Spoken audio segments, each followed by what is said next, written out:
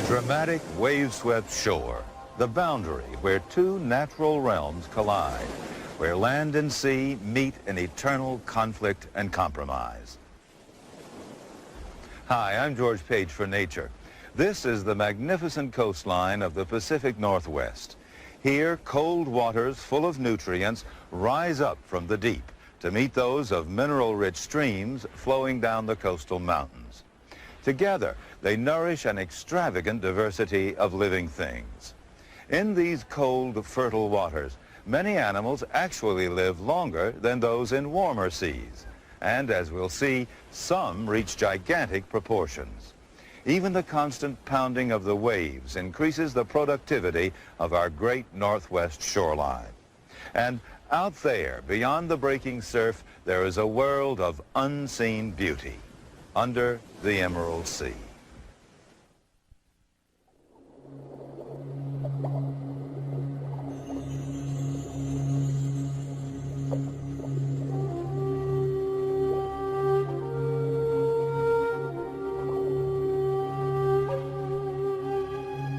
A shadow drifts between the darkness and the sun,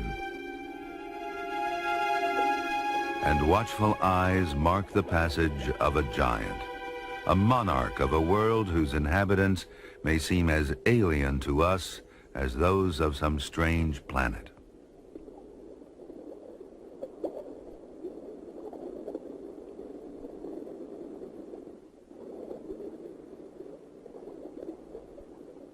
The creatures which call this world their home come in a startling array of shapes and forms, creatures at once forbidding and beguiling. This is a world of the beautiful and the bizarre, a spectacular showcase of creation.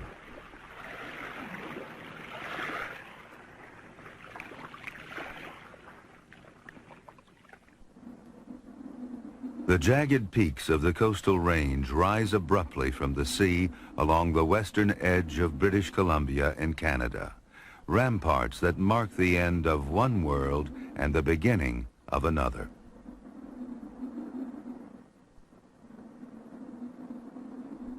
Far below, icy streams rush westward, slicing down through glacier-carved fjords to spill their mineral-laden waters into the cold Pacific.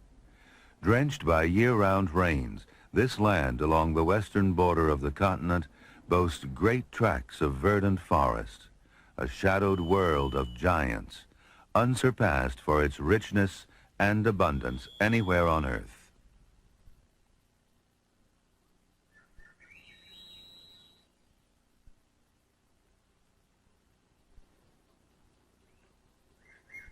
Though little sunlight reaches the ground, life runs riot in the mossy gloom, and haunting voices, the songs of unseen forest birds, echo through the twilight beneath the towering Douglas firs.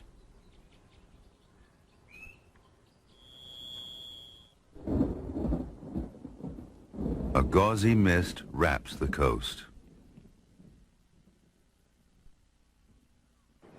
Sanderlings probe for tiny worms and mole crabs in the backwash of the waves, pausing here to fuel up for the long flight to their nesting grounds high above the Arctic Circle.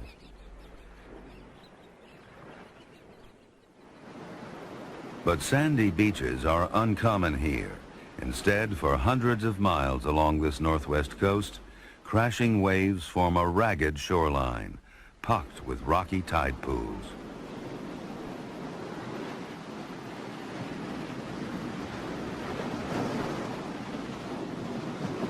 Yet surprisingly, the harsh conditions of this zone between the tides are a boon to living things. The waves that flood this splash zone bring rich nutrients from the deep to nourish life on the rocky shores. The endless surge of moving water may discourage would-be predators and help fledgling animals and plants find new sites to colonize.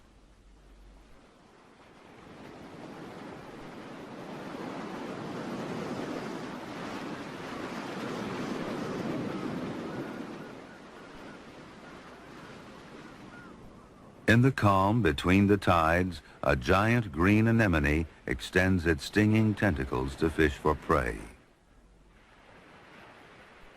While on the rocks nearby, other anemones tuck their tentacles inside and wait, along with an ochre sea star, for the rich brine to bathe them once again.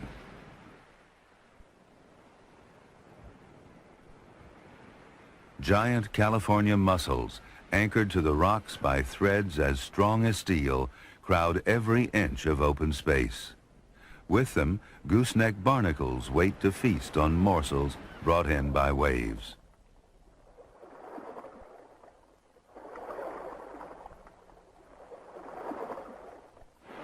Day and night, through ebb and flood, the shoreline throbs with life, a zone of constant change that tests and shapes all that live within it. As the tides retreat, water is funneled through the narrow coastal inlets, gaining force and fury as it goes. The currents here are among the swiftest in the world, attaining speeds of up to 16 knots.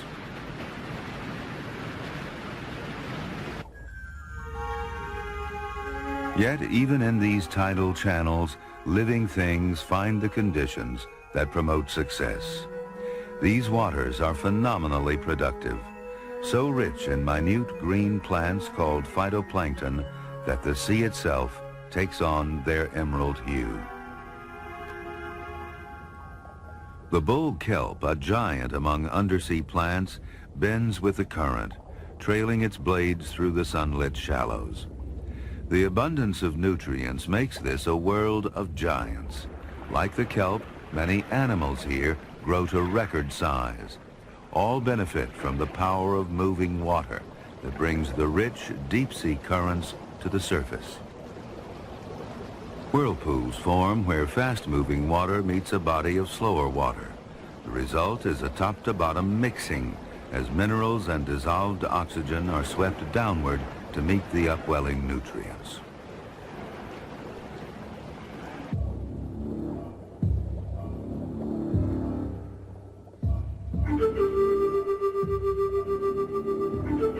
Like genies that dance in the current, the whirlpools bring life to the dark waters below. Another way the wild energy of the sea helps to fuel the marine food chain.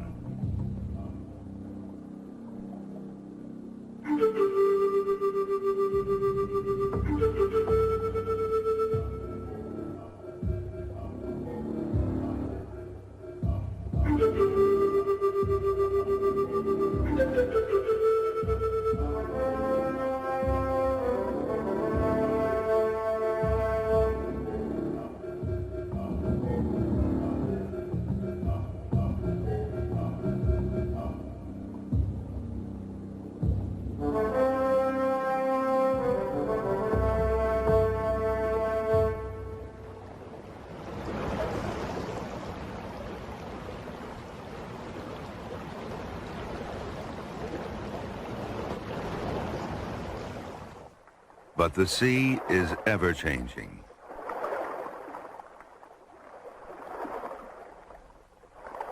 In protected bays, the bladders of bull kelp bob like basking animals, dozing on the surface.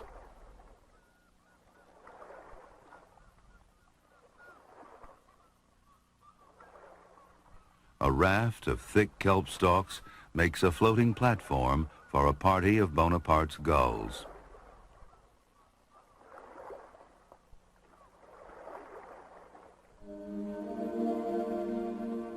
Below, a forest to rival the most magnificent forests on land.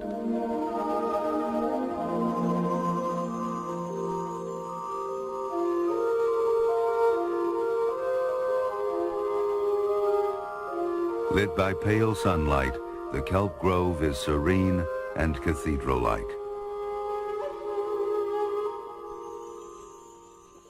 Living creatures cling to the kelp for shelter and support.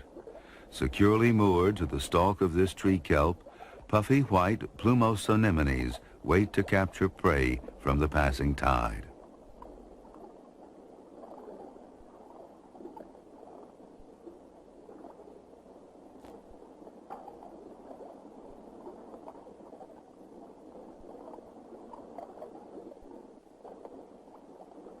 Kelps of many kinds crowd these brisk waters, like this ribbon kelp common in the shallows.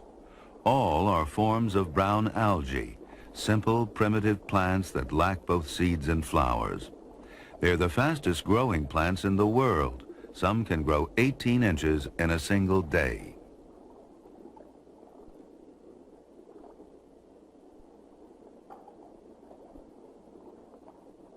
As a primary producer of carbohydrates, kelp plays a vital role in the food chains of the nearshore waters. And sea urchins are surely among the most eager of all the kelp consumers. Marching on tiny tube feet, a small horde of urchins swarms over a fallen giant, munching its way through the mineral-rich blades.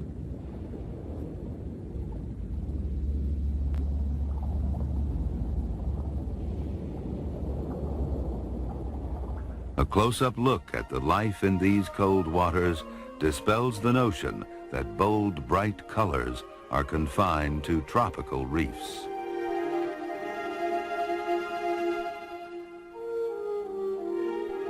Fuzzy, soft corals form lush gardens here. These creatures so closely resemble flowers that early biologists erroneously classified them as plants. This abundant world where plankton is plentiful and mobility counts for little is a paradise for the vast group of animals called invertebrates, creatures without backbones. Some, like the soft corals, unfurl a web of poison polyps to waylay plankton. But few sea creatures are stranger than the sponges. Among the most primitive of animals, they filter microscopic morsels from the sea. The finger-like form of this sponge is designed to offer minimal resistance to the surging waters. Even the strongest currents find it difficult to dislodge. Giants among the anemone clan, these tall plumose anemones may tower to 4 feet in height, forming ghostly groves of living animals.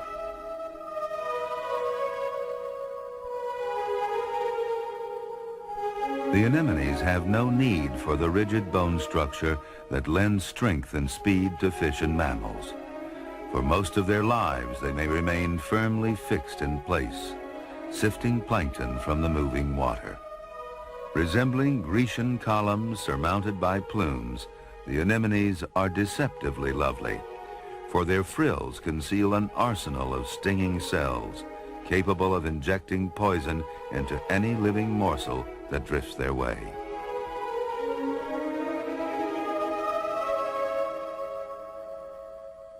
Modest relatives of the plumed giants, the crimson sea anemones lay their own seductive snares for prey, beckoning with soft pink arms that pack a deadly poison. Though able to move if they must, these anemones too find little need to travel. For decades they may cling to the same rock, content to let the currents bring their meals to them.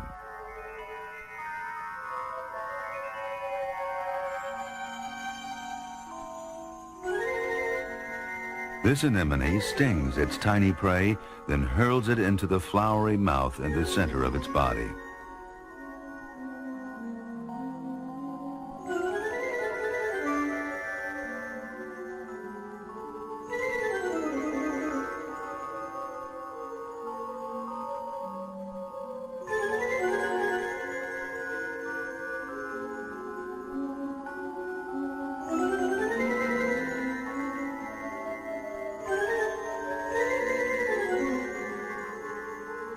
An alluring and superbly efficient predator in action. When it has finished eating, the anemone retracts its tentacles to digest the meal at leisure. The orange sea pen, another surprising kin of anemones and corals. It sinks a fleshy foot into the sandy bottom to serve as a support. Orienting itself to the current, it picks off plankton from the eddies that flow through its feather-like plume.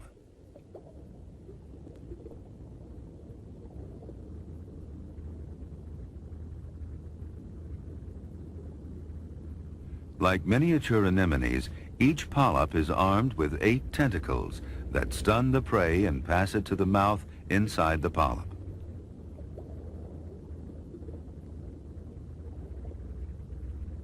Reaching 3 feet in height, the sea pen is one more giant in the Emerald Sea. Like the others, it owes this distinction to the conditions of tide, temperature, and geography, which have made this one of the Earth's richest marine habitats.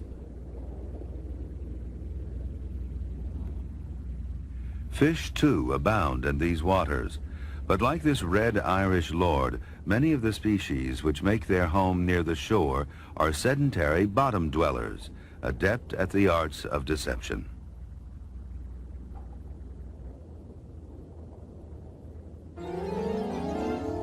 Here, another giant, the Puget Sound king crab, its shell a foot across.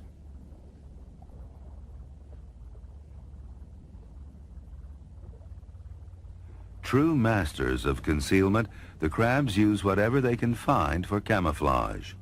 A snail shell serves just fine for this little hermit crab. But in deception, none surpasses the decorator crab. With a living garden festooned upon its shell, the decorator crab all but disappears when it settles to a stop on the seafloor.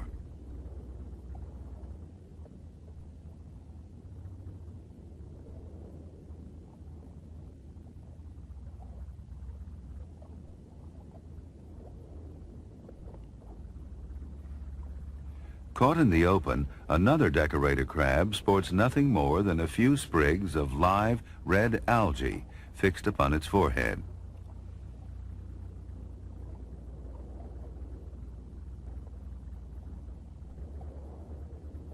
For the hermit crab, an empty shell makes a mobile home, useful cover as it combs the seafloor for food.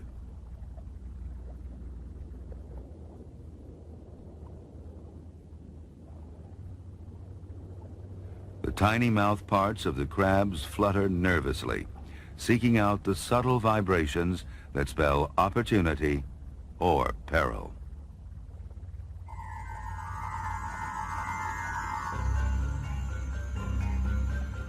Crabs are among the most successful animals in the sea.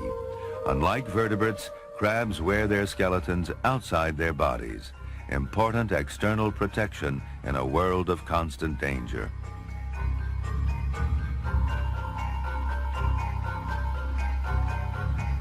Despite its formidable appearance, this spider crab is a strict vegetarian, not a flesh eater at all.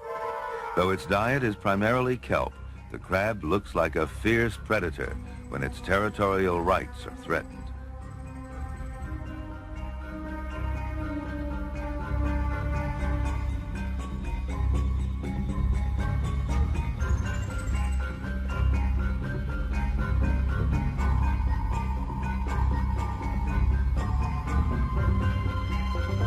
Rearing up to its maximum height, the crusty little crab does its best to appear as menacing as possible, displaying its powerful claws to warn away any intruder.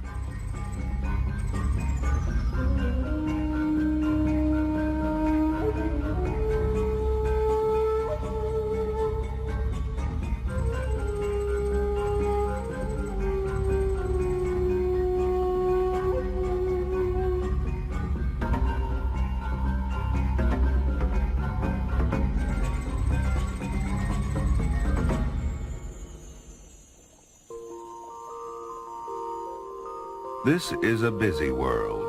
Every creature here has its own peculiar purpose.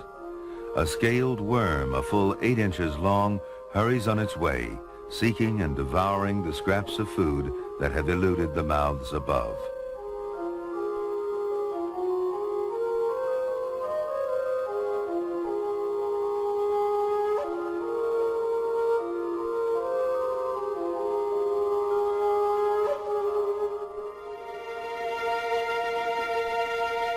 But no creatures here are more surprising or more spellbinding than the nudibranchs.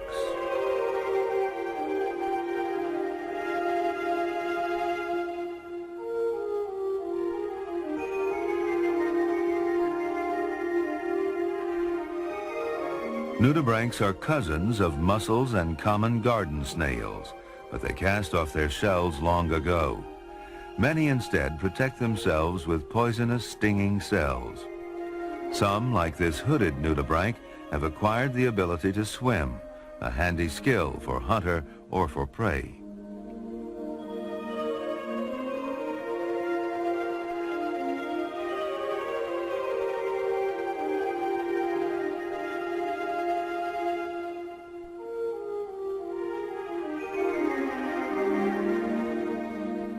On the seafloor, a cluster of hooded nudibranchs resembles a bouquet of glass flowers. Restless carnivores, they spread their oral veils to sweep the sea for bits of food.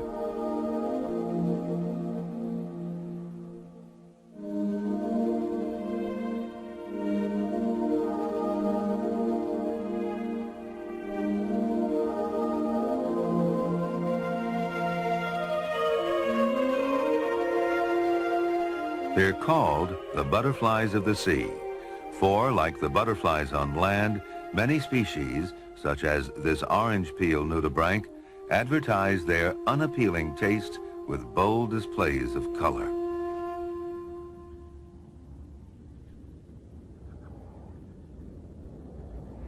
Lacking eyes, nudibranchs rely on minute chemical sensors in their horns to help them find food and avoid their foes. Though some may seem almost capricious in form, each of the several dozen species of nudibranchs here is designed to fill an individual niche in the natural order.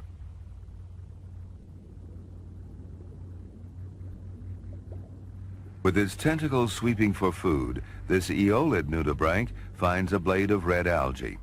Wrapping its mouth around the stalk, it scours the surface for tiny animals to eat.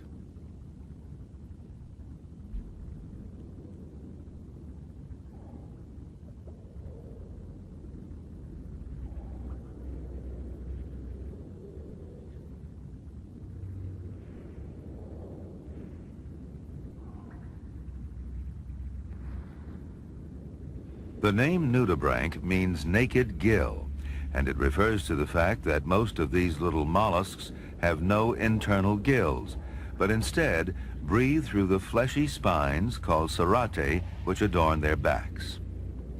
Dazzling variety is the norm among these tiny dragons of the sea.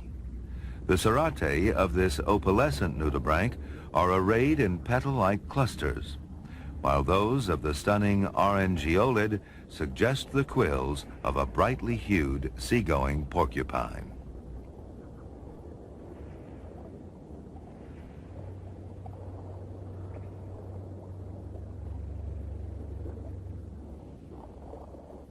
Appearances are deceptive.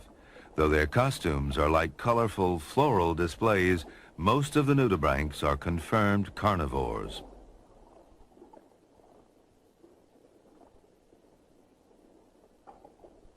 This one, the alabaster nudibranch, cracks open the shells of small snails with its jaws.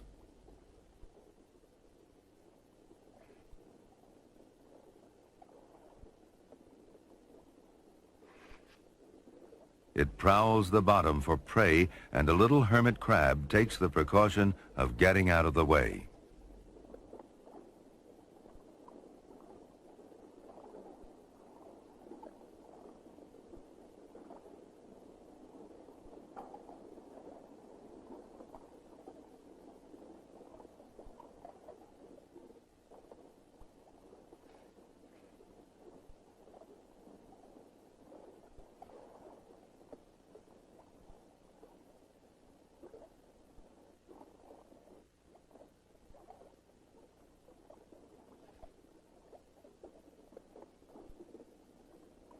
Though some of the nudibranchs will eat almost anything they can kill, others are specialists.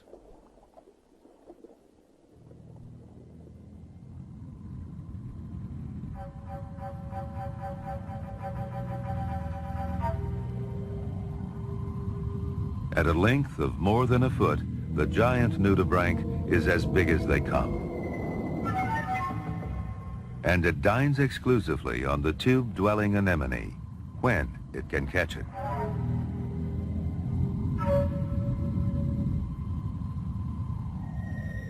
Entrenched within their tubes, the anemones have only one defense, and they resort to it the moment their tentacles sense trouble.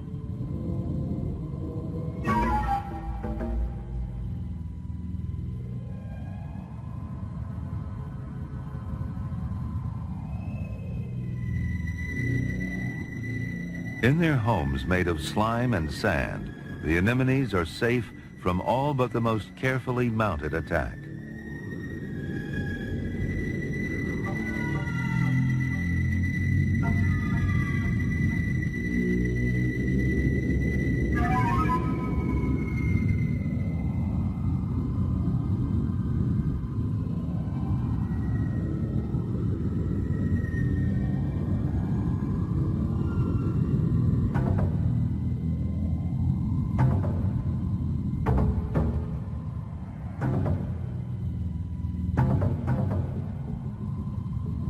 A few stray tentacles are the meager reward for all the effort.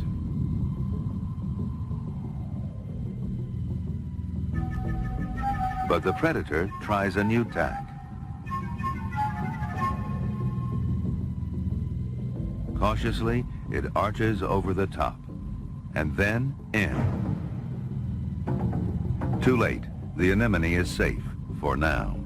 But the contest between the two will be replayed again and again.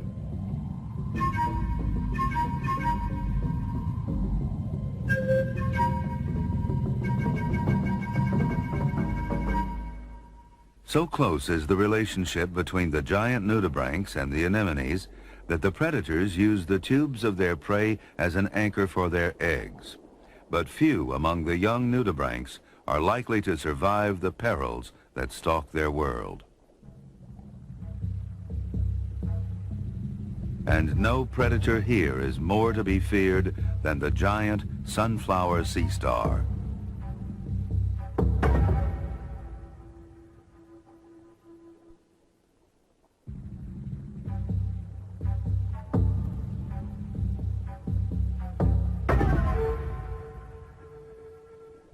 Growing to more than 3 feet across, it's a monster among sea stars. And even the giant nudibranch is careful to avoid it.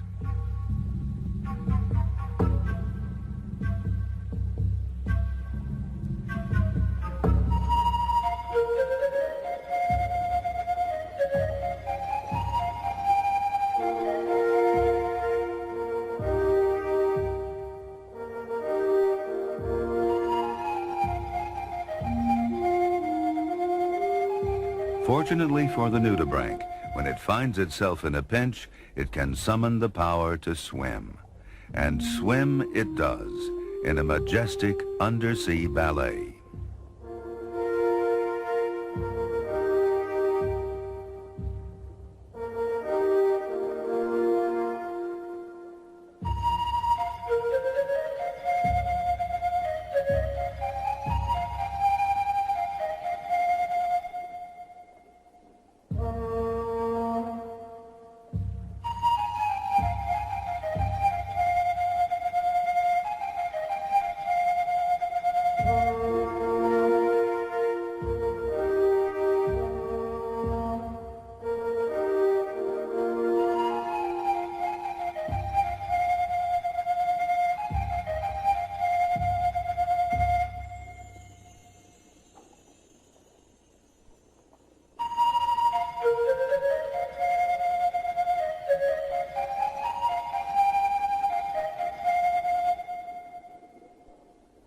Relatives of sea urchins, sea stars occur in a marvelous array of colors and forms.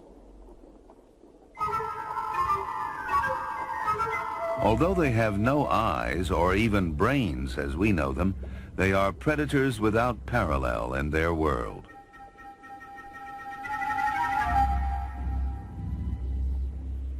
The tiny tube feet of the sunflower sea star bear down upon a close relation, a grazing sea cucumber.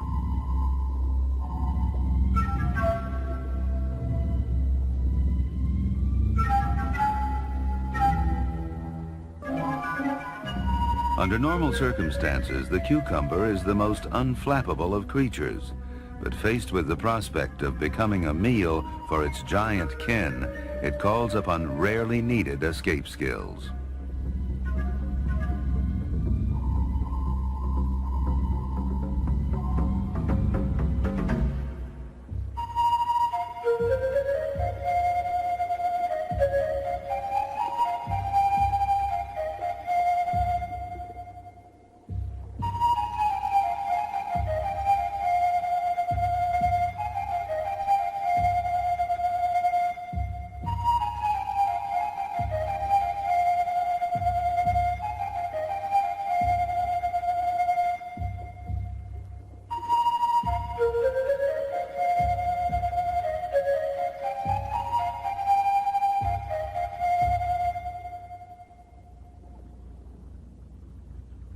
Still seeking food, the great predator moves on, and an army of green sea urchins scrambles for safety.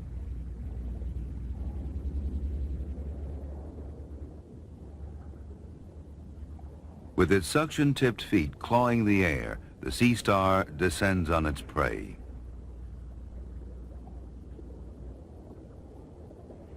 But the urchins are not without defenses.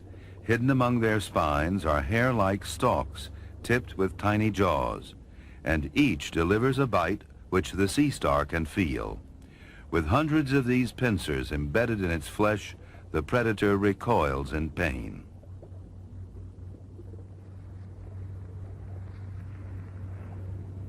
The attack concludes. The sea star withdraws.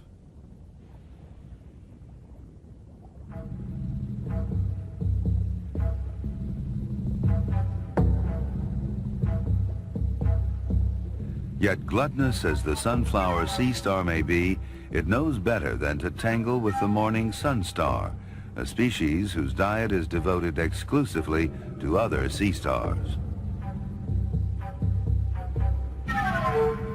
Though twice the size of the morning star, the big sea star retreats.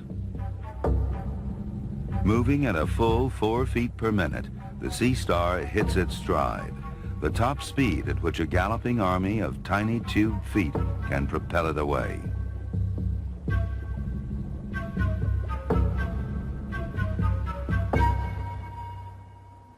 From the air, the sea star's world is a watery maze of islets and channels, a jigsaw puzzle of habitats.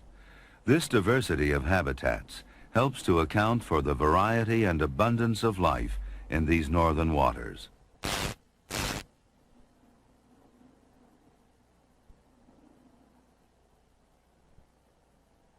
The deep fjords that indent the coast support a community distinct from that of the current-swept shallows, creatures at home in the twilight below the water's surface.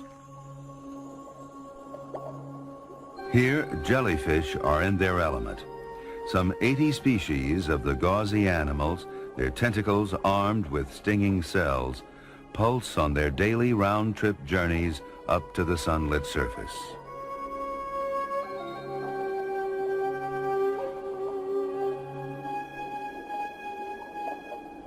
Then down again into the shadows. A hydromedusa, so delicate that it seems to be part of the sea itself, trawls for prey in the inky darkness.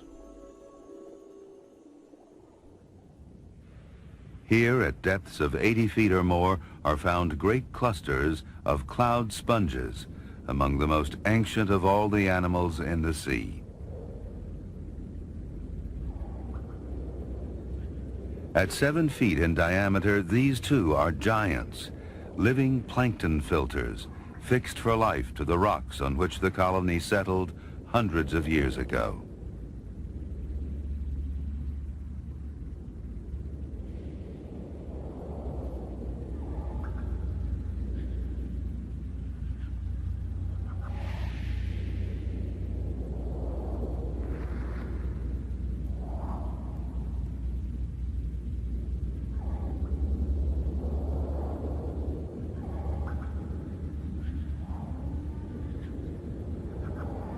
The sculpted chambers of the sponges make ideal condominiums for a host of small sea creatures, among them juvenile rockfish, which find refuge in the many nooks and crannies.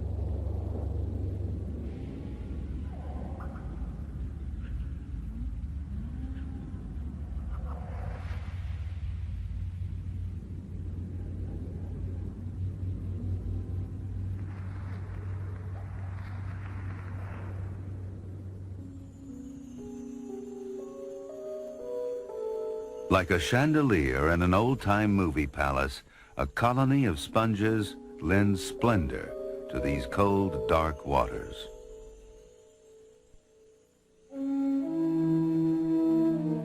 And deeper still, fans of Gorgonian corals uncoil their feathery polyps to fish in the rich green depths.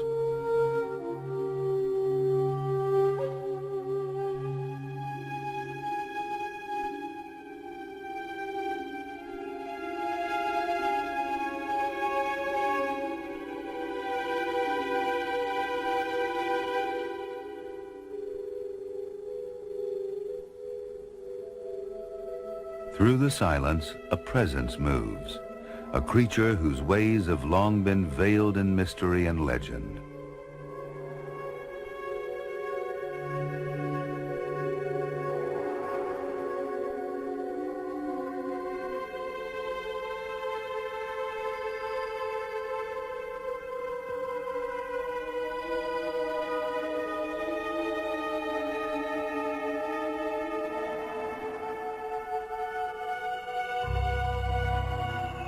The giant Pacific octopus. This one is a 7-footer, but others are reputed to reach an arm spread of 30 feet and a weight of 600 pounds. By any measure, the creature is a true colossus. Relative of the nudibranchs, the mussels, and the garden snail, the giant octopus is one of the biggest of the mollusks, and easily the most advanced of all invertebrates.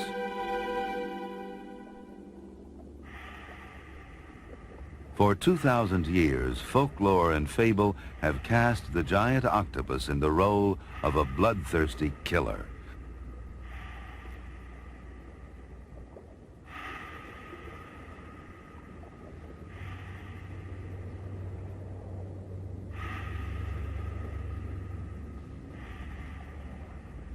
But contrary to the myth, the great octopus is a shy, retiring creature, its gentle nature belying its reputation as a man-eater.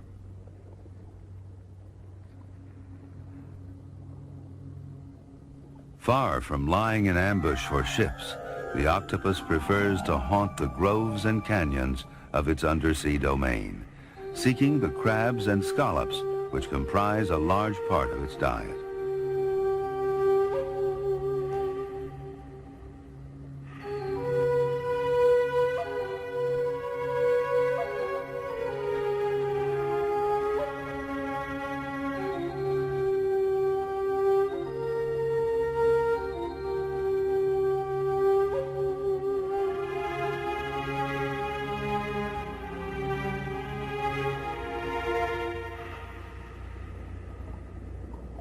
Through a wonder of parallel evolution, the octopus eye is alike in many details to that of the higher vertebrates, including man.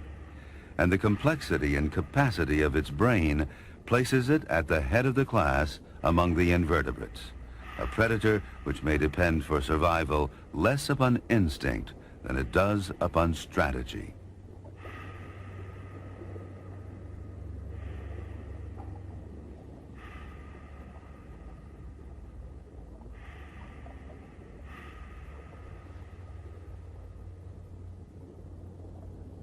The 8 arms of the octopus are fitted with suction cups which are capable of clamping onto their prey with tremendous holding power.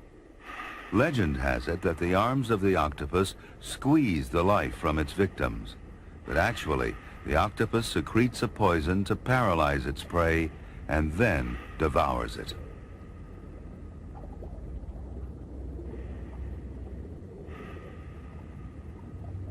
Like most aquatic animals, the octopus breathes through gills, which continuously absorb oxygen from the seawater pumped over them. The water drawn in through a vent behind the head is expelled through a siphon beneath the neck. If it's necessary to move in a hurry, powerful muscles contract the mantle and push water through the siphon with sufficient force to jet the octopus away from danger.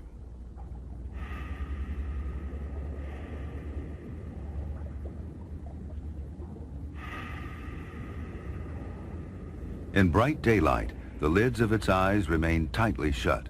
But when it stalks the seafloor, its powers of sight help it find its prey. When its suckers are pressed against a surface, they expel water to create a vacuum.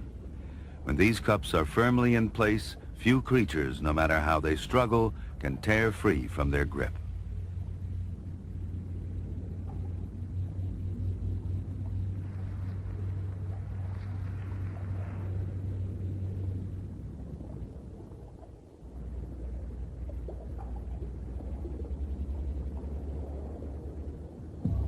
Yet despite its strength, the octopus is cautious in its choice of a foe.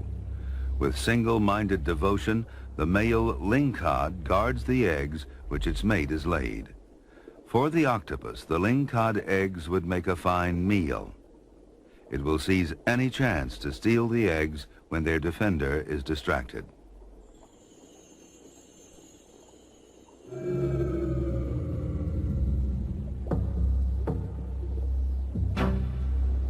But this time, the father of the brood is more than ready to defend his own.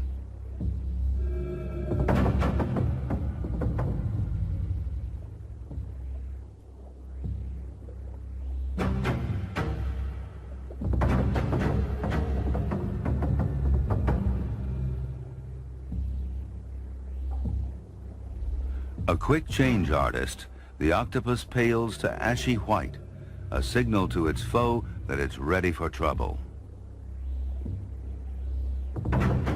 But the battle is one-sided. The lingcod is eager for a fight.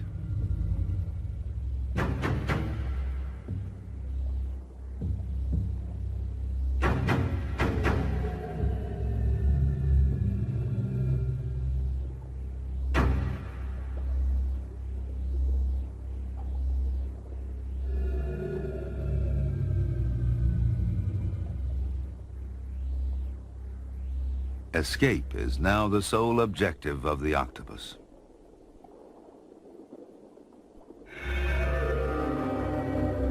With a jet of ink, it lays down a smoke screen to confuse the fish and cover its retreat. The precious eggs are safe, but just in case, the lingcod escorts the octopus away, delivering for good measure one final nip, as a reminder not to come this way again. The wounds acquired in the brief skirmish will not trouble the octopus for long. In the span of its lifetime, which with luck may stretch for up to 5 years, there will be many battles and many other opportunities for prey.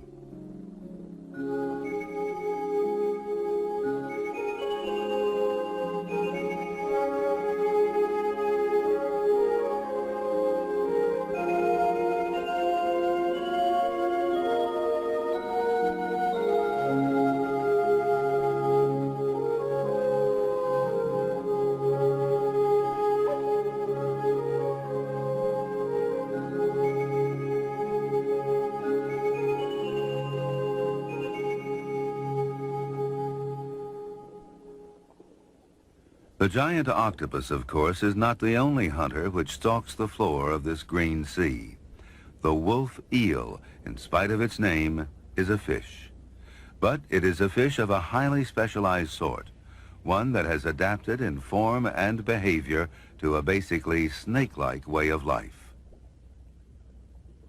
Strictly a cold water dweller, the wolf eel often lives to an advanced old age of 15 and can grow to a length of 7 feet or more.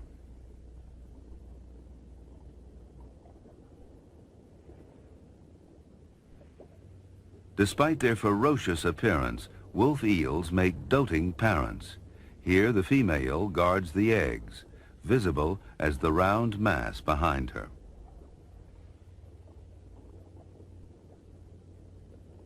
Remnants of former meals litter the mouth of the den, scraps of sea urchin and scallop, plus the scattered shells of crabs and clams.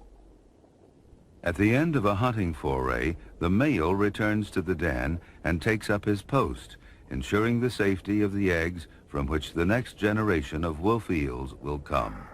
With glowering eyes and gaping jaws, he presents a face to deter almost any intruder.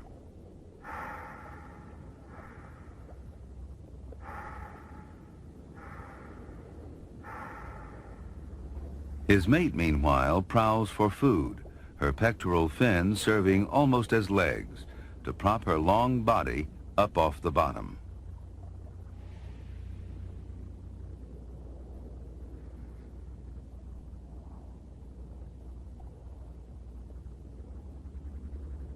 The queen scallop would make a suitable meal, but it's declined. Too small, perhaps, to repay the trouble. But no game is too humble to escape the notice of the most persistent of predators.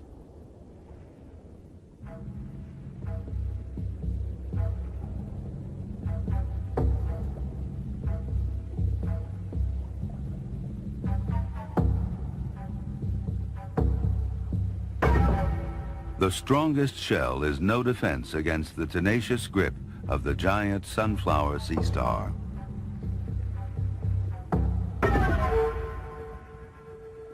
But the scallop has a strategy for just such a situation. By gulping water and squirting it out, it jets away from one danger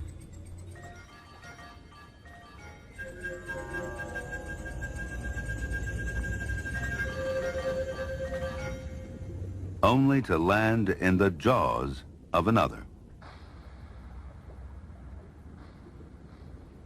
In the wink of an eye, the shell is cracked open and cast aside to join the remains of the other small creatures who had the misfortune to wind up in the jaws of the wolf of the sea.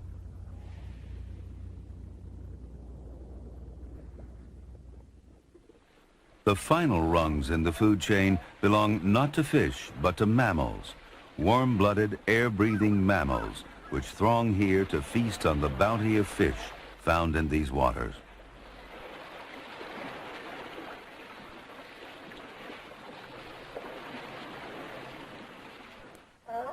Stellar sea lions, which may weigh over a ton, haul out in winter on these wind-swept shores, mingling with their smaller kin, the California sea lions. With plenty to eat, the sea lions grow larger here than anywhere else in the world.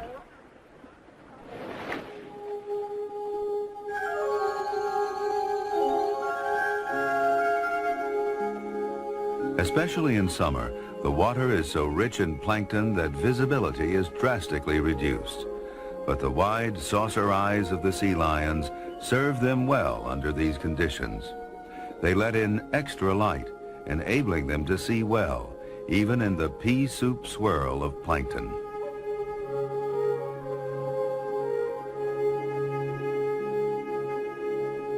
Intelligent and playful, the sea lions seem to enjoy themselves within the hazy blue-green expanses of this northern sea.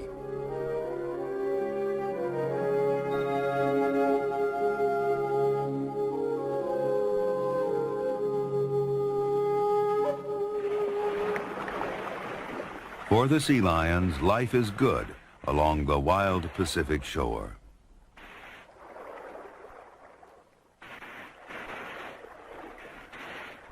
But there are perils here, and even the heftiest stellar bulls must be ever watchful for the one creature above all others that they fear.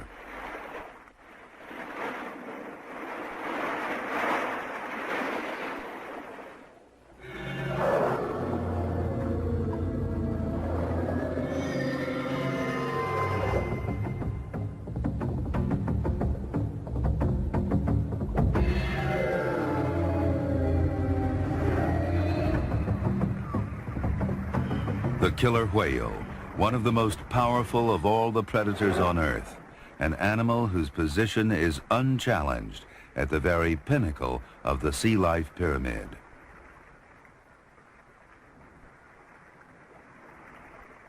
The largest member of the dolphin family, the killer whale, or orca, can reach a length of 30 feet and a weight of 10 tons. In intelligence and cunning, it may well outrank all other sea life.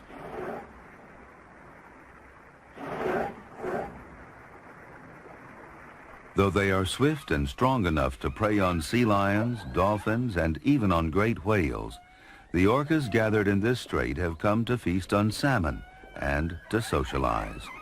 From birth to death, the orcas travel in a close-knit clan, staying in touch by means of a complex system of squeaks, trills, screams, and whistles.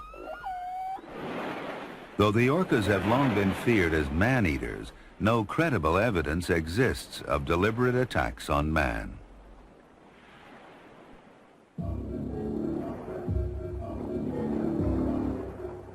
Here on the coast of British Columbia, where they've gathered in great numbers for untold millennia, those who know them best, the coastal Indians, still revere them as guardians and gods, the incarnation of honored chieftains and skillful seal hunters.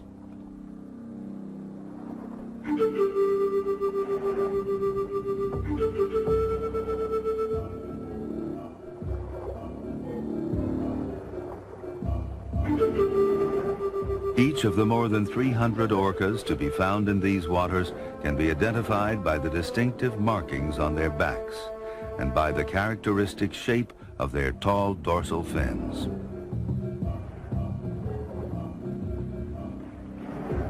Yet despite years of study and observation, far more questions than answers exist about the orcas and their way of life. It's well known that their high-frequency clicks function as a kind of sonar to help them find their prey. But precisely how this works remains a mystery. The Emerald Sea is a world of giants and of unsuspected marvels. But all this wondrous life, from the smallest crab to the mighty orca, depends upon a fragile balance, a fortunate mix of circumstances which could all too easily be disturbed. Human vigilance and care could guarantee its survival.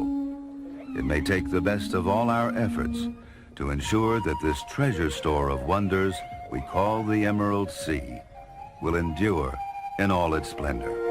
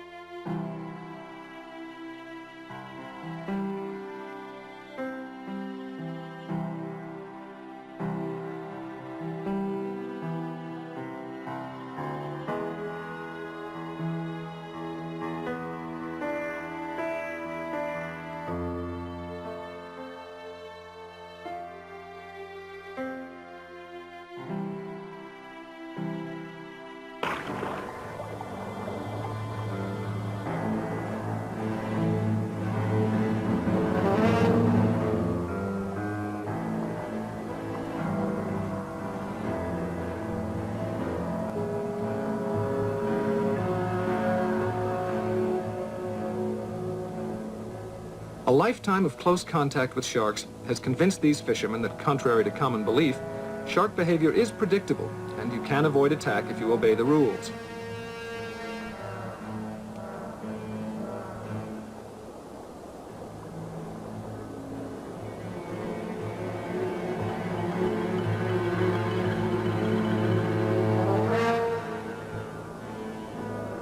One of the most important rules that has to be obeyed concerns the handling of speared fish whenever sharks are around. The struggles of even a small fish can attract a shark, so get the catch to the surface quickly. Get under cover of the boat as soon as possible.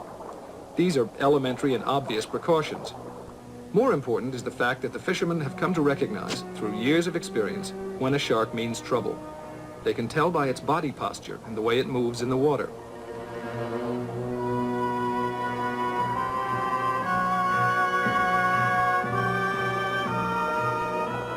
Those are remoras, shark suckers, hitching a ride behind the dorsal fin. Of course, an occasional fish has to be sacrificed to the rival fisherman. Man and shark may be equals, but the shark is clearly a little more equal than the man. Well, it's a small price to pay for coexistence.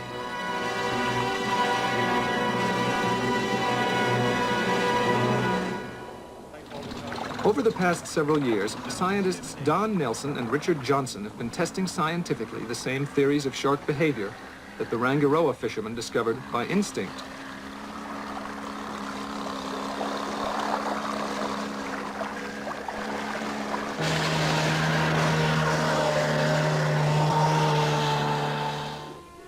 The first species this team encountered is extremely active at night, an eerie time to go looking for a shark that averages 8 feet in length.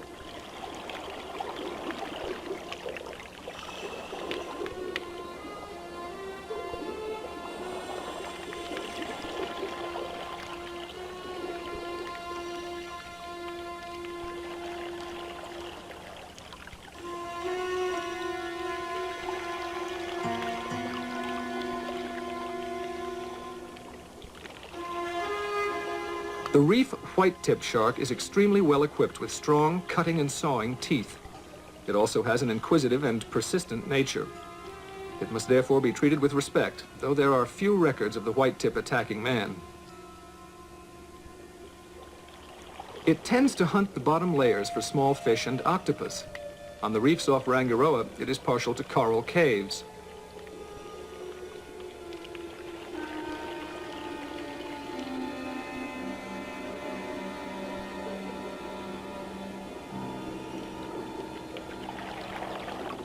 As we'll soon see, a shark that means to be aggressive usually gives quite definite signs. But these white-tips are swimming in a completely normal and relaxed fashion. So, lesson number 1 is that by no means all of the deadly-looking sharks are really as dangerous as they look.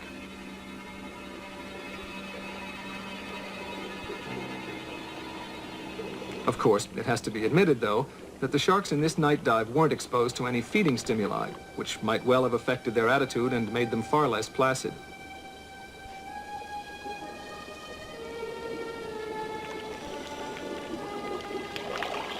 Even now, the scientists are planning an experiment that does include feeding stimuli and involves a far more dangerous collection of sharks.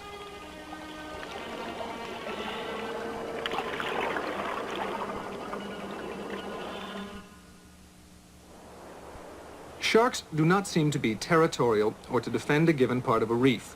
However, the scientific team discovered through telemetry that they're much more regular in their habits than previously suspected. Telemetry means attaching small ultrasonic transmitters to the subjects of the experiment. With a shark, there's only one way to do this: persuade the fish to swallow it. Don Nelson inserts the transmitter inside a dead bait fish.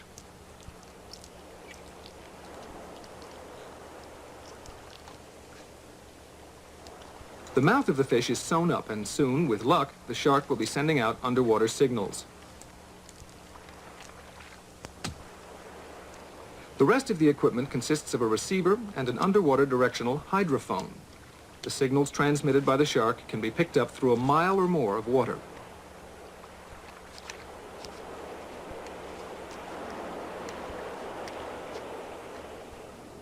And here's the intended mobile underwater broadcasting station, a gray reef shark.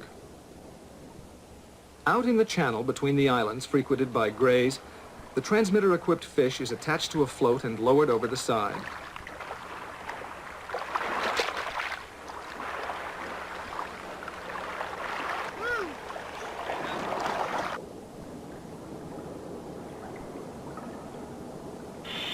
One of the diving team goes down to supervise the pickup.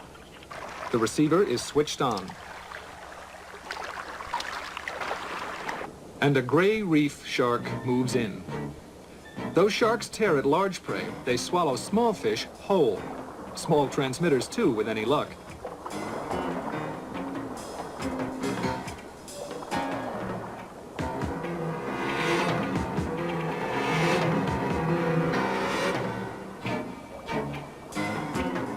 The bait is seized.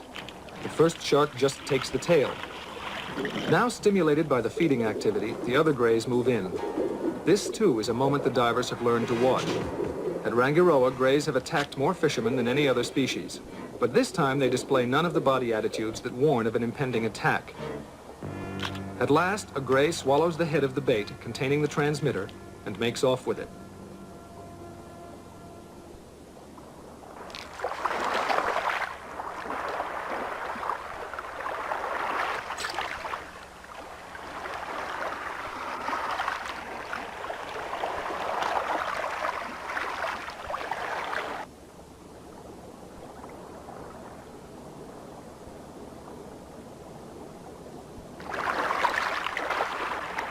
Telemetry of this and other gray reef sharks in the channel at Rangiroa has revealed some astonishing things about the regularity of their habits. Grays, which often hunt in packs, seem to lead a solitary life on occasions. One individual spent each part of his day in a different location, moving regularly and on time to his next point of call. In the case of the transmitter we've just watched being swallowed, Don Nilsson was able to get a fix on the shark and follow it for some distance. Let's circle around.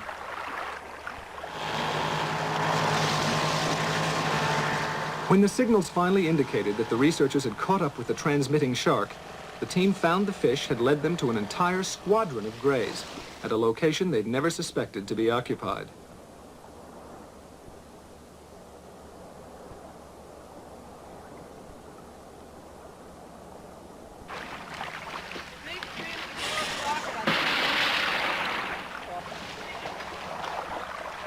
The shark's sensory organs are what makes them such efficient killers, so it's vital to understand how they work and what they respond to. One of the major stimuli that leads sharks to their prey is sound, the sort of low-frequency noises made by a struggling or wounded fish. Here, the team prepares to create such sounds electronically and within range of a gathering of sharks. Sharks have a built-in seek and destroy weapons system. They come with incredibly efficient prey detection devices.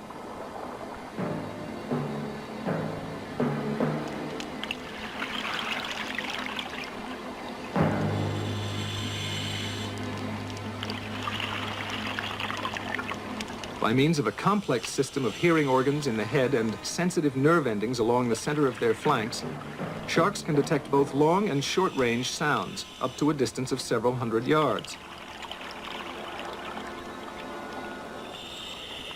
Because of the artificially created sounds, this is potentially a very dangerous situation. The men are deliberately trying to stimulate the sharks, with totally unpredictable results.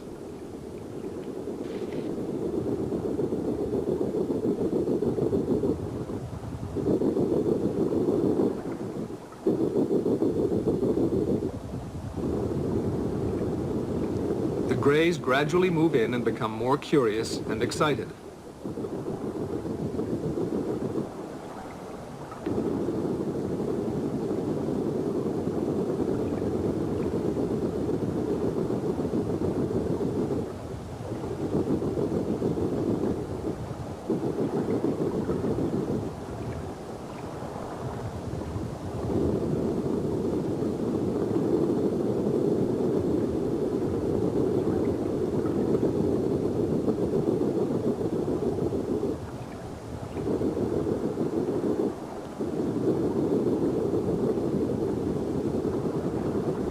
Then comes the moment for which the divers must watch, the aggressive display which often precedes an attack. It is betrayed by a series of exaggerated swimming movements. Watch that gray in the background. The swimming action doesn't look very significant until you break it down and analyze it. Note that lift of the snout and the arching of the back. See the way the pectoral fins point stiffly downward. Johnson and Nelson call this an agonistic display. Of course, the aggression may be directed at another shark, but it's a warning to the diver, either to stay still or to back away slowly. Hurried flight is likely to trigger an attack. Sharks have extremely well-developed senses of taste and smell. When a bundle of dead fish is fixed to the seabed, they can detect the smell from a great distance and soon home in on the target. With sharks excited by both sound and smell, it was time for the diving team to move on to a safe distance.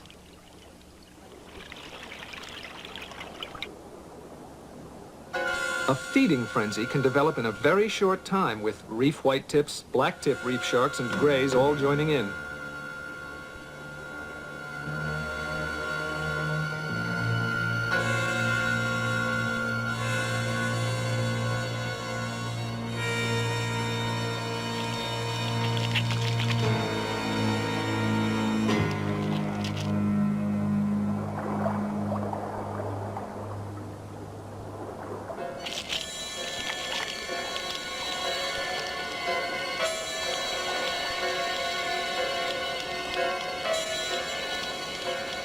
In this situation, even comparatively harmless species can lash out in competition with each other or at any diver that gets in the way.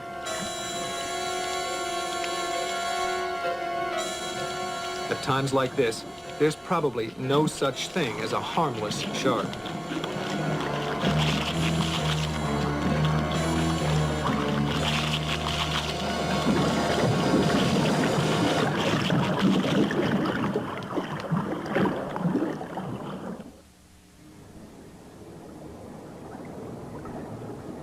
Sharks look like airplanes, World War II fighter planes to be exact.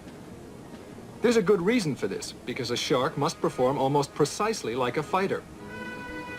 The upturned snout, the wing-like pectoral fins and raised tail provide lift, and the streamlined shape is designed for speed. They're the fastest of all fish. Blues like this have been clocked at an astounding 43 miles per hour.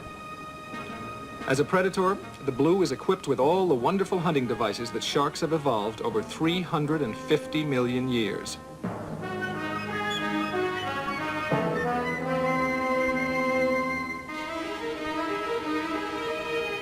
That large, malevolent eye gives fair sight, especially in dim light.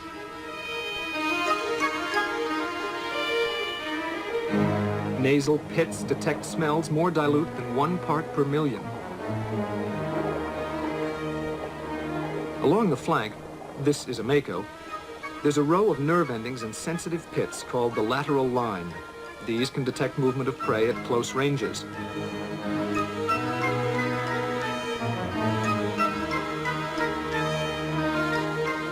Motive power comes mainly from a tail whose upper lobe is usually far larger than the lower one.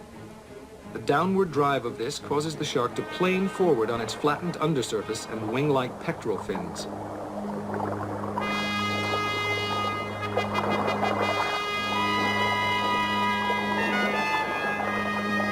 To document the shark's amazingly precise sensory equipment, our camera team moved east to the Channel Islands off the California coast.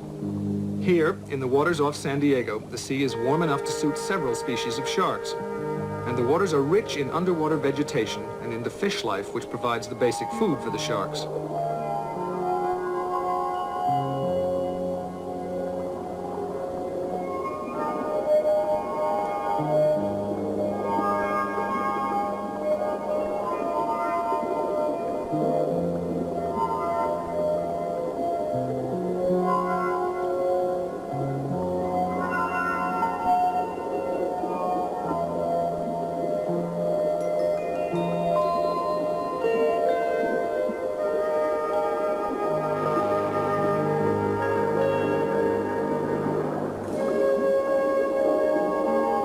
California sea lions hunt in the giant kelp beds.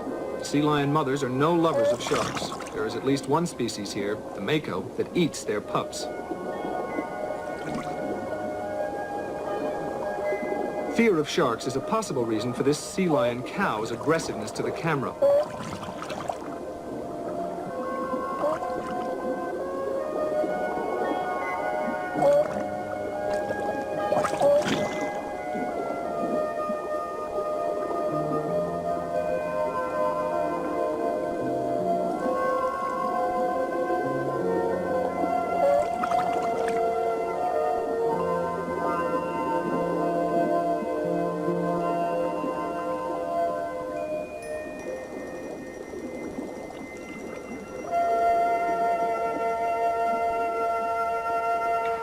So these were the waters in which the team was going to work.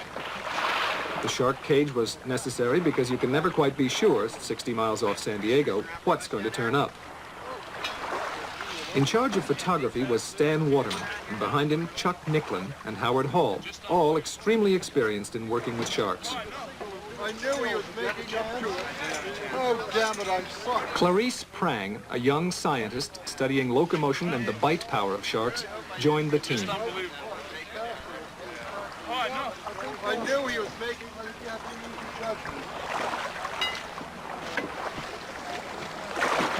The safety cage was able to ascend and descend like an elevator by means of compressed air.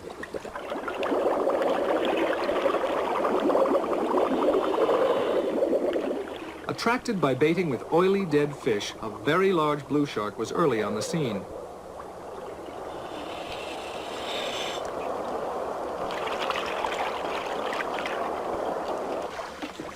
It's always a gamble whether sharks are going to turn up when you want them.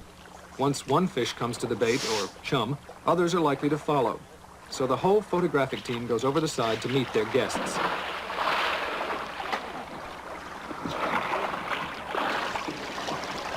This is dangerous work, and everybody knows it.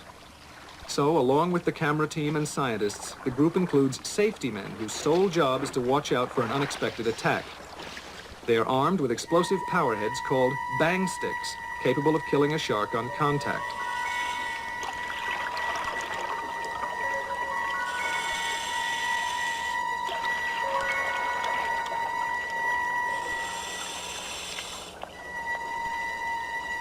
These transparent Chinese lanterns are primitive organisms called colonial salps. Some authorities believe that salps were one of the first creatures to have a primitive backbone, which would make them ancestors of all vertebrates, sharks and man alike. On the very first dive, the team struck it lucky. Big blues, detecting the smell of the chum, began to show up in considerable numbers.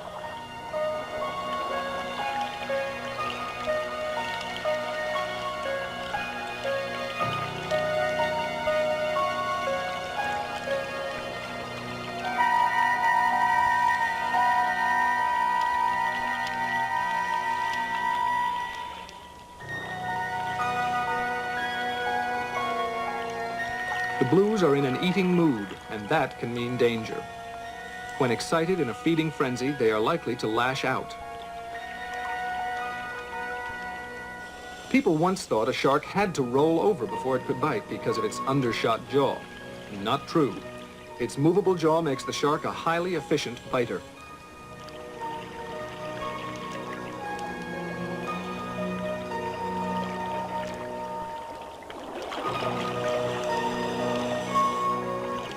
When a school of food fish appears, the guards keep an extra sharp lookout.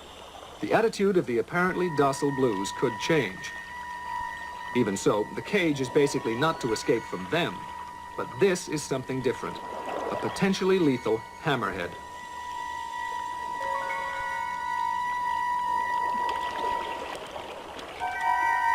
The shark that wears its eyes on stalks has a bad reputation for attacking man. This hammerhead is about 10 feet long. The horizontal plane on which the eyes are mounted doesn't hinder the hammerhead when it comes to biting. The hammerhead soon fades away, but the unpleasant character who follows it has come to stay, a big mako.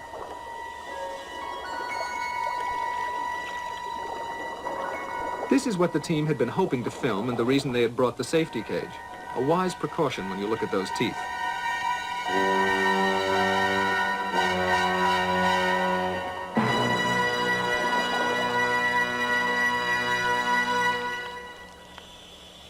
As soon as the Mako arrived on the scene, several sea lion cows appeared, as if to keep their eye on the big killer who sometimes snatches their pups from around the nearby islands.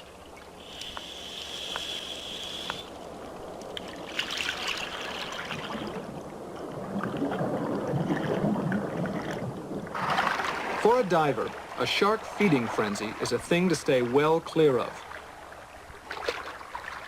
The excited feeding activity that follows was created by heavy baiting with dead fish so that it could be mainly filmed in safety from the surface. It illustrates a number of fascinating things about shark behavior. That's a blue attacking the basket containing the chum. Watch the swimming action, the large upper lobe of the tail driving the shark on those wing-like pectoral fins.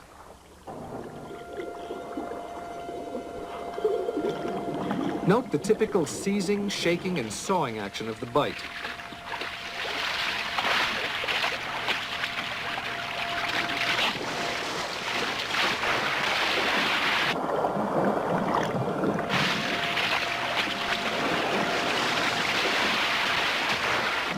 Keeping close to the cage, the team filmed some of the action with the blue sharks from underwater.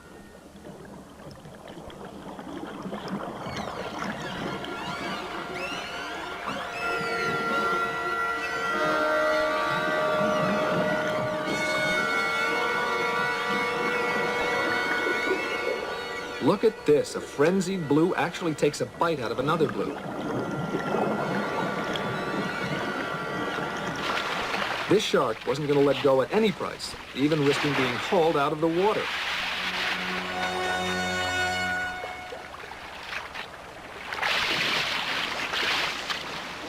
Watch the jaw open to snatch that fish head.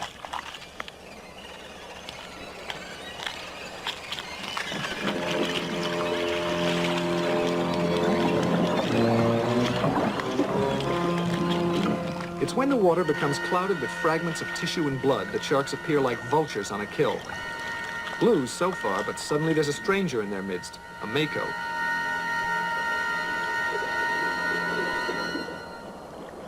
Note the more evenly sized upper and lower lobes of the tail, the shorter jaws armed with some particularly ferocious teeth.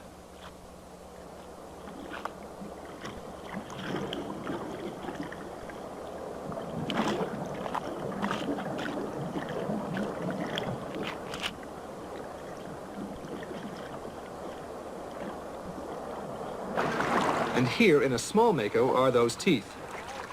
Shark teeth are only loosely attached and must be replaced constantly. Many sharks will go through at least 1,000 teeth in a lifetime. Diver Steve Early got raked across the head by a shark during this filming sequence. Luckily, only his wetsuit hood was damaged. To kill a shark was the last thing the team wanted, but they had to recognize that the safety of the men was paramount. Maintaining security was becoming more and more difficult.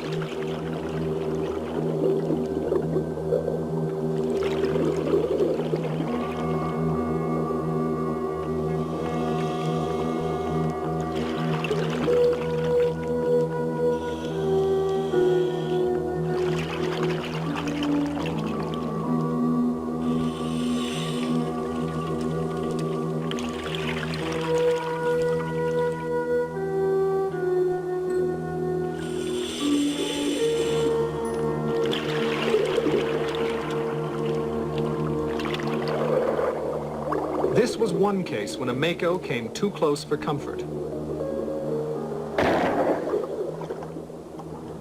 And the bang stick seals its fate. The safety man had to make an instant decision to fire his power head. There's no bullet in it, simply a large powder charge. A number of the sharks bore large wounds which were almost certainly the result of attacks by their own kind during feeding frenzies. That's an unusual species of remora, or shark sucker, attached to this badly scarred blue.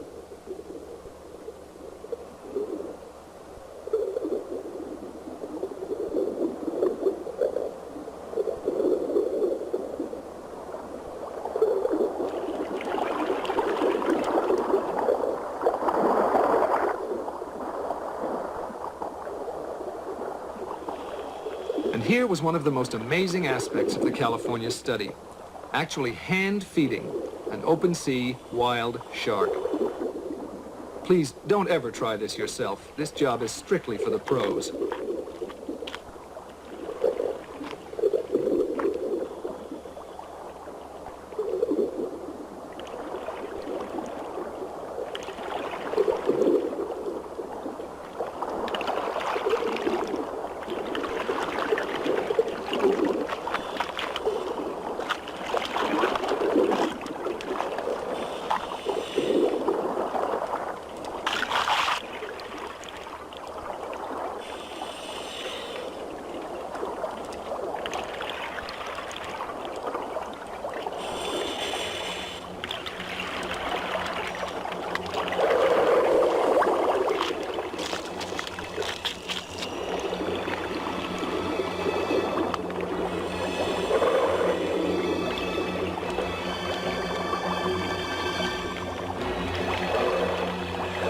Anyone who wishes to discourage unwelcome attention from a shark is advised not to grab it by the fins.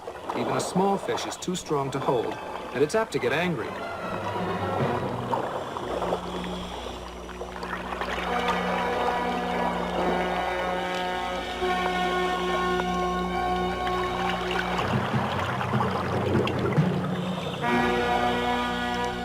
A safer way to deal with a boisterous shark is to seize it by the nose. This one temporarily went limp. Richard Johnson, one of the team's advisors, advocates banging an attacking shark on the nose as a last resort. The nose is where many of its sensory systems are concentrated.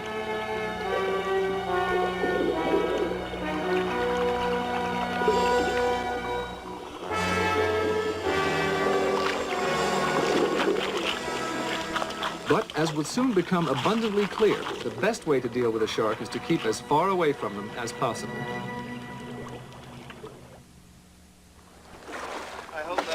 A lot remains to be learned about how and why sharks attack. Such information could someday help the survivors of shipwrecks and air disasters. The time had come to begin a series of experiments which were the true purpose of the expedition. The first experiment concerned the means by which sharks hunt down their prey, human or otherwise. The object of the experiment was to test the relative strengths of the three main feeding stimuli: smell, sound, and sight. First, for smell. This container was packed with oily fish bits, whose effect on sharks has already been seen. Big makos were soon on the spot.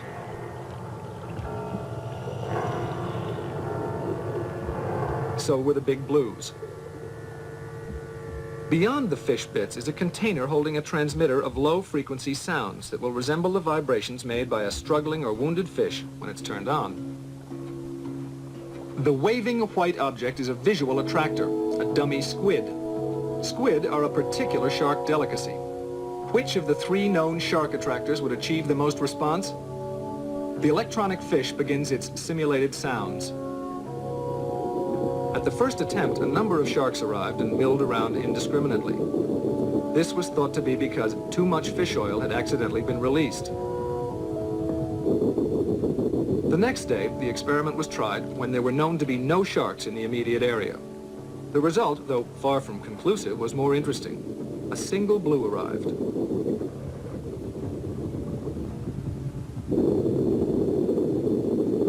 It approached the sonar device. Then it headed for the fish-baited lure, attracted by the oily smell.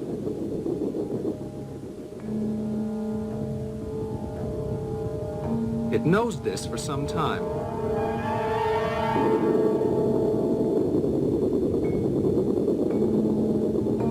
Then it made off as if to inspect the other baits.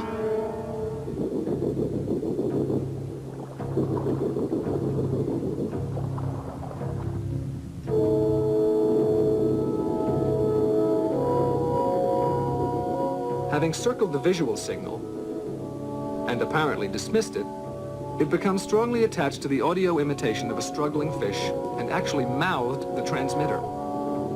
Of course, such tests have to be carried out at length and with many different species, but this blue shark does seem to suggest that it finds the sound of a wounded fish irresistible. It doesn't care for the visual enticement of the beckoning squid.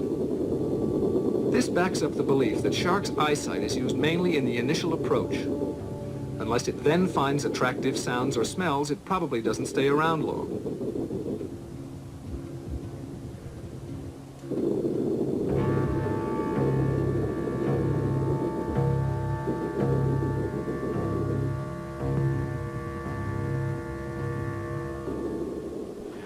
Scientist Clarice Prang's study concerns shark locomotion, the precise manner in which they swim, as well as the bite power of their jaws. She worked mainly from inside the cage. She takes her bulky, slow-motion camera from a teammate. To give her the close-up she needed, the baits were attached directly to the outside of the cage, one of them containing a bite gauge. Right away, Clarice began to wonder who was watching whom.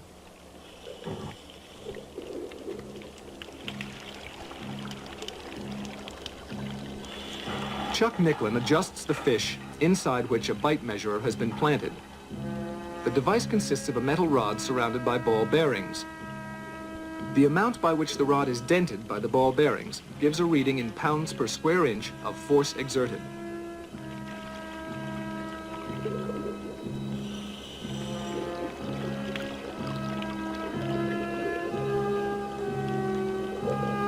Soon the area is thick with sharks. It's typical of sharks that they circle the prey, getting closer and closer as their confidence builds. Another piece of behavior that divers would do well to remember. Eventually, when the circle gets small enough, they'll move in for the kill. In this case, it's the closeness of the bait to the cage that is upsetting them. But as will be seen, they eventually overcome their apprehension.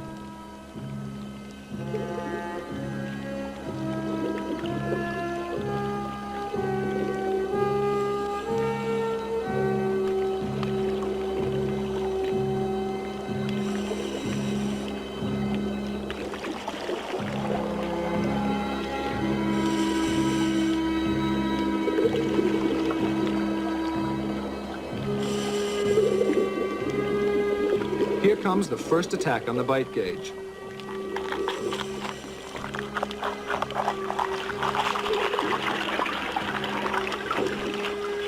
Watch how the membrane closes over the shark's eye, presumably to protect it from debris in the water.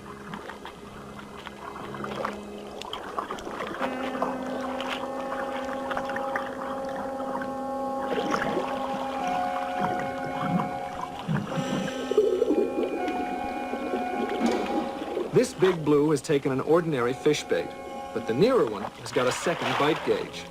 The tube can be seen nearly out of the fish as the shark shakes the bait.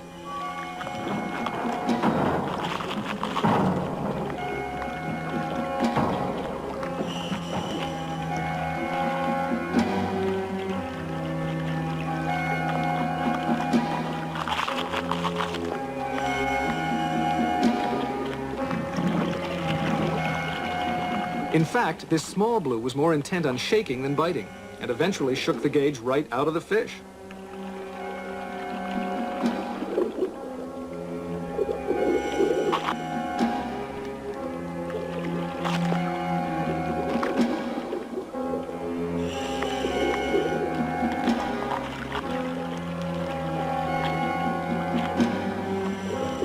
Chuck Nicklin was able to retrieve the gauge in order to load it inside another bait.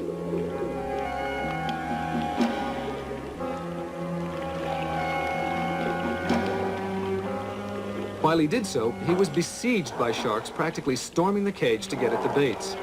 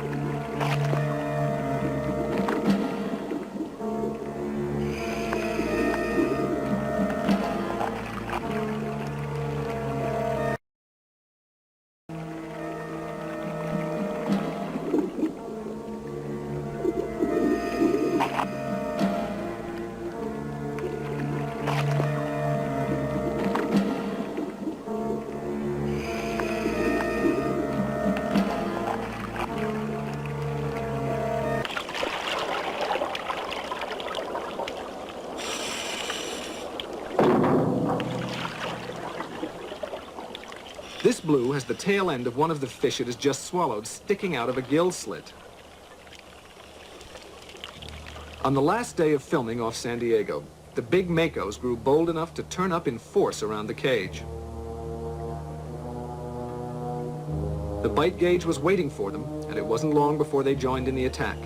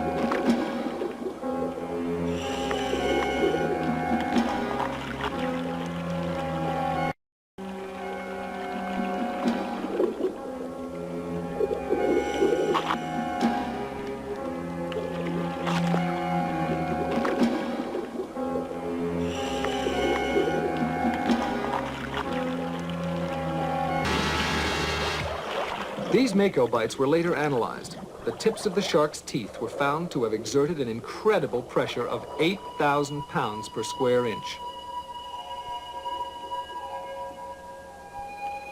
To me, there's something elemental and profound about the shark.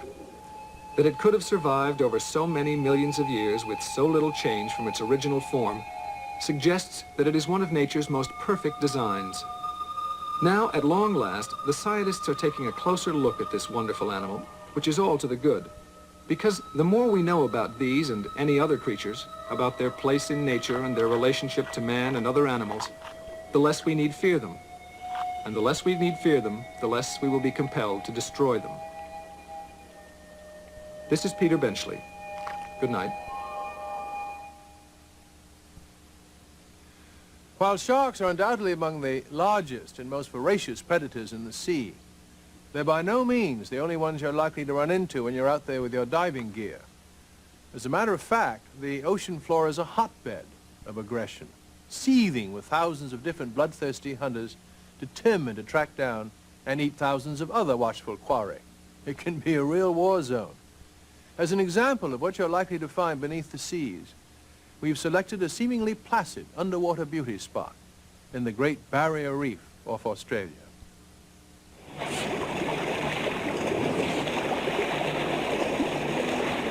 The divers here are Ben and Eva Kropp, wildlife cinematographers who have been diving on this particular part of the Great Barrier Reef for several years. They know it almost as well as their own hometown on the Queensland coast.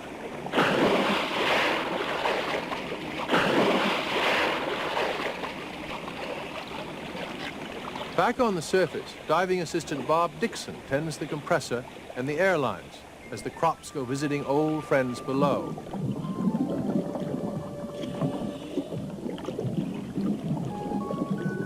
The batfish are large and friendly, at least to humans. They're always around when anyone decides to swim in the area.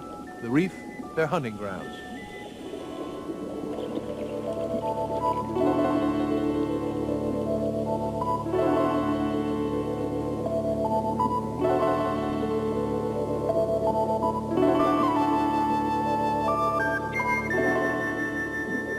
This yellow trumpet fish is a skilled and deadly hunter. It doesn't move far from base, but when it goes cruising after prey, it sometimes lies close to another species, the big Maori cod, for instance, using them as a stalking horse, creeping along behind a better camouflaged fish.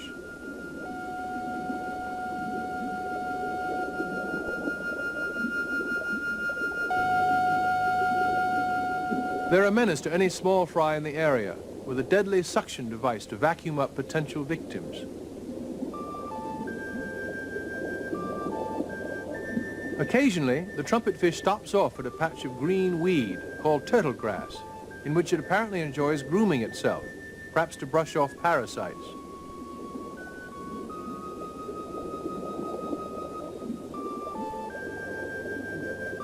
Trumpetfish come in different colors. The newcomer, for all its different costume, is the same species. The two swim together in what is probably a courtship ritual. Virtually every coral head around the world has its moray eel. Morays have a particularly vicious look and a bad reputation which isn't really justified. They show their teeth a great deal, but this is because they need a continuous flow of water through their mouths to breathe. Morays occasionally bite divers who insist on poking fingers into their hiding places, but if they're unprovoked, they tend to be rather docile creatures. This moray eel has become used to friendly visits from Eva Krop.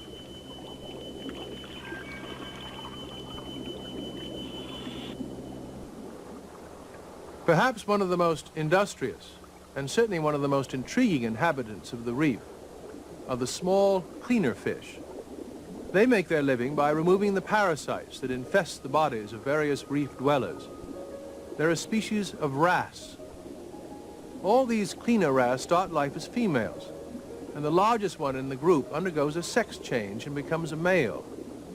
If he dies, the next largest female changes her sex. Truly an amazing system.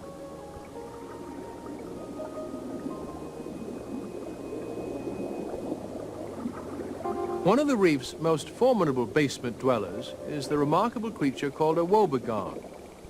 It always reminds me of a sort of ocean-going Oscar the Grouch. We met one briefly in the shark film. Though they grow to 8 feet long, woebegones are usually harmless to humans. They lie on the bottom, superbly camouflaged by the tassel-like growths around the mouth that resemble seaweed, not to mention the dappled spots that perfectly match groups of coral polyps. Thus hidden, they ambush small fish and devour bottom-living mollusks and crustaceans.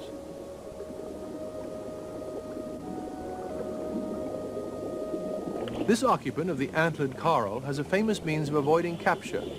When disturbed by Eva Krop, it sets off the inky smokescreen for which the octopus is well known.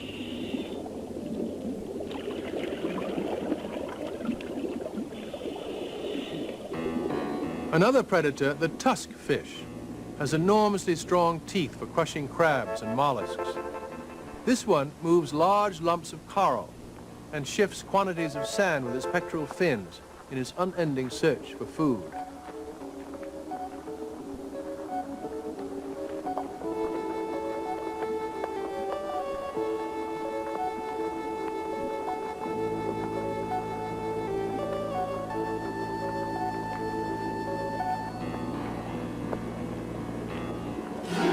The stonefish is one of the most dangerous creatures living on the reef.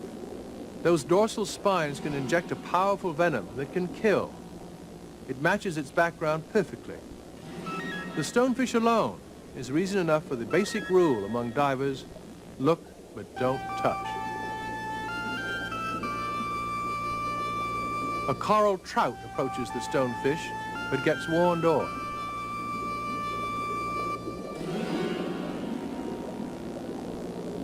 If the stonefish is the ugliest reef dweller, its poisonous relation, the fireworks fish or butterfly cod, is one of the most beautiful. Those fins look like delicate feathers, but woe betide any diver that gets too close.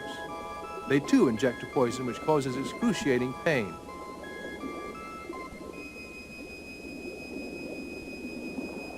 This banded goby has set up house in the sand with a couple of little crayfish.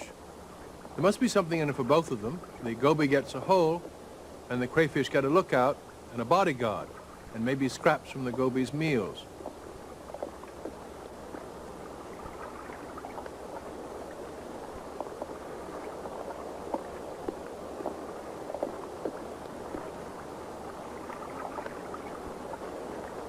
Giant manta rays call in on the reef, and they often stay around for a while. This manta is just on a flying visit, winging through the blue-green haze like a gigantic delta wing bomber that has learned to flap its wings.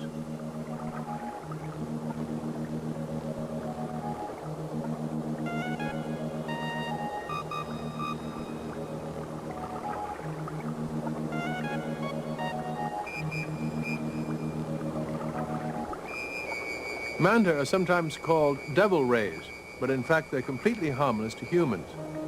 Like many of the largest marine creatures, including most whales, they live by scooping up plankton.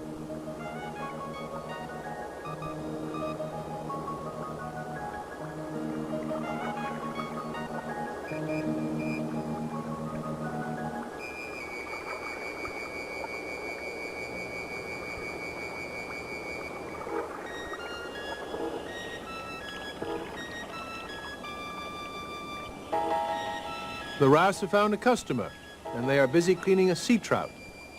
It's a symbiotic relationship that benefits both partners. The coral trout gets cleared of the parasites that infest its mouth and gills, and the wrasse gets a free meal.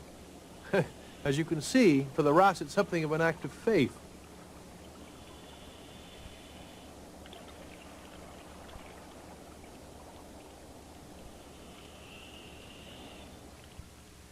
As the old Flemish proverb puts it so simply and so profoundly, big fish eat little fish. Thanks for being with us today. I hope you'll join us.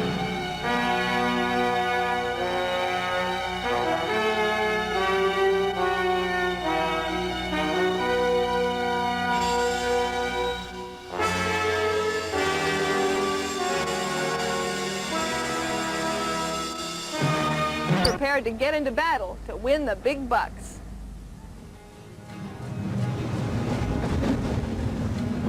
Don't know if this records, but it's madness. People are shooting at each other there.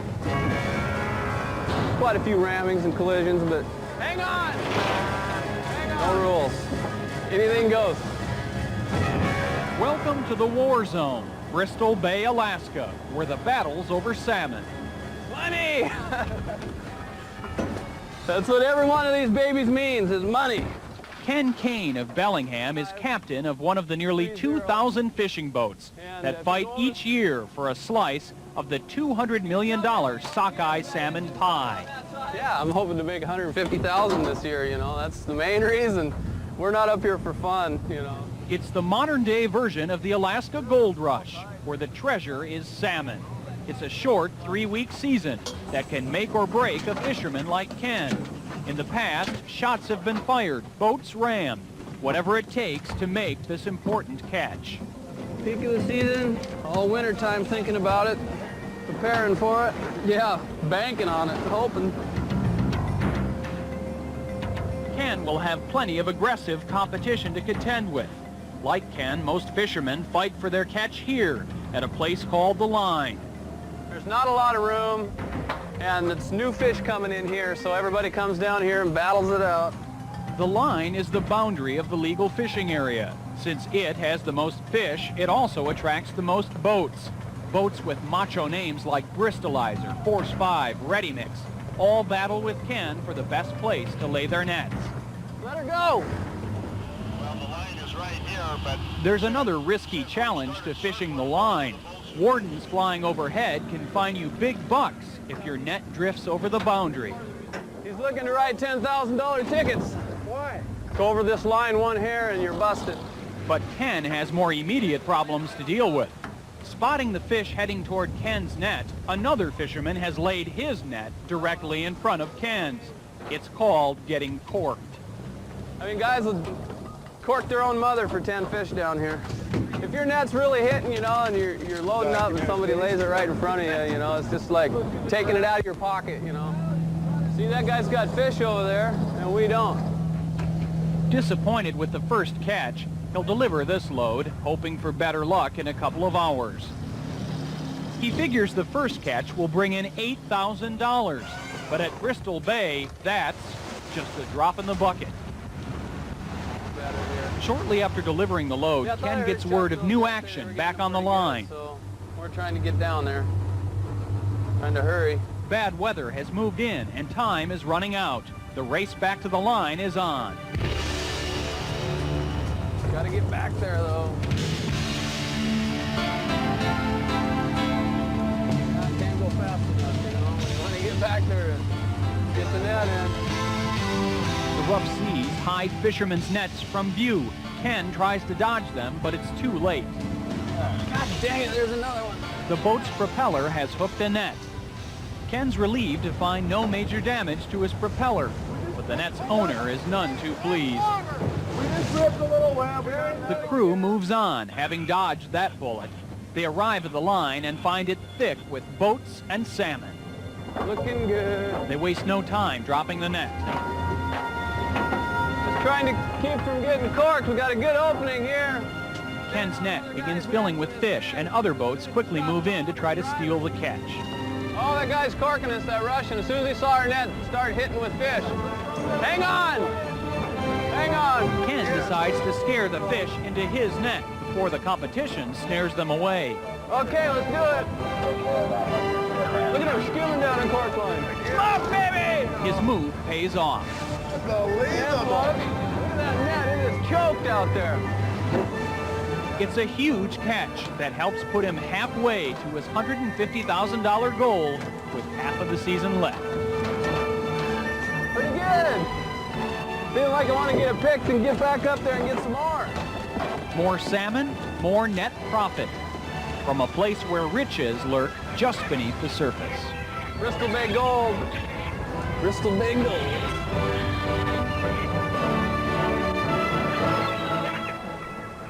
Well, right now we're going to take you to a different place in Alaska to update you on the Exxon Valdez oil